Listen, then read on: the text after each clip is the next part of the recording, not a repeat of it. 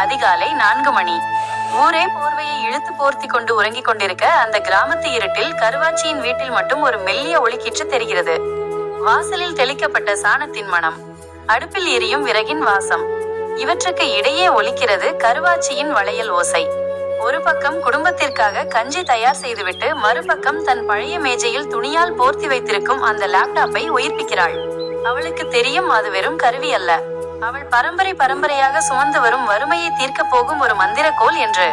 திண்ணையில் படுத்திருக்கும் தாத்தா இருமிக்கொண்டே கேட்கிறார், ஏன் புள்ள கருவாச்சி, கண்ணு அவிஞ்சு போற அளவுக்கு அந்த பெட்டிக்குள்ள என்னத்தை தான் தேடுறியோ?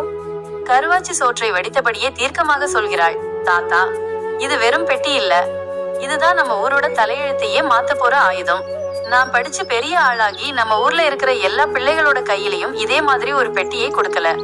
என் பேரு கருவாச்சி இல்ல தாத்தா. விடியும் முன்னே வயலுக்கு புறப்படுகிறாள். கதிரவன் எட்டி பார்க்கும் வேளையில் அவளது கைகள் மண்ணில் களை எடுத்துக் கொண்டிருக்கின்றன. இடுப்பில் சொருகிய கலை குத்து மண்ணை செதுக்க காதில் இருக்கும் இயர்போன் வழியாக புதிய உலகத்தின் கல்வி அவளுக்குள் பாய்கிறது. அப்போது அங்கே கார் வந்து நிற்கிறது. அந்த ஊரின் அதிகார புள்ளி சக்கரைசாமி அதிகார தோரணையில் இறங்குகிறார். கருவாச்சியின் இந்த வளர்ச்சி அவருக்குள் ஒரு நடுக்கத்தை உண்டாக்குகிறது.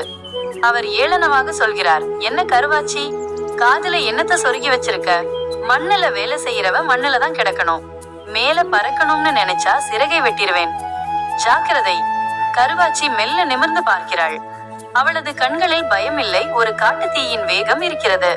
இயர்போனை கழற்றிவிட்டு சொல்கிறாள், சிறகை வெட்டுறது சுலபம் சாமி, ஆனா ஆகாயத்தை யாராலையும் வெட்ட முடியாது.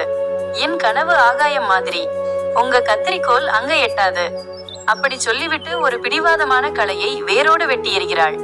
அது சக்கரை சாமியின் காலுக்கு அருகே போய் விழுகிறது. அவளது மனதுக்குள் ஒரு வைராகியம் பிறக்கிறது.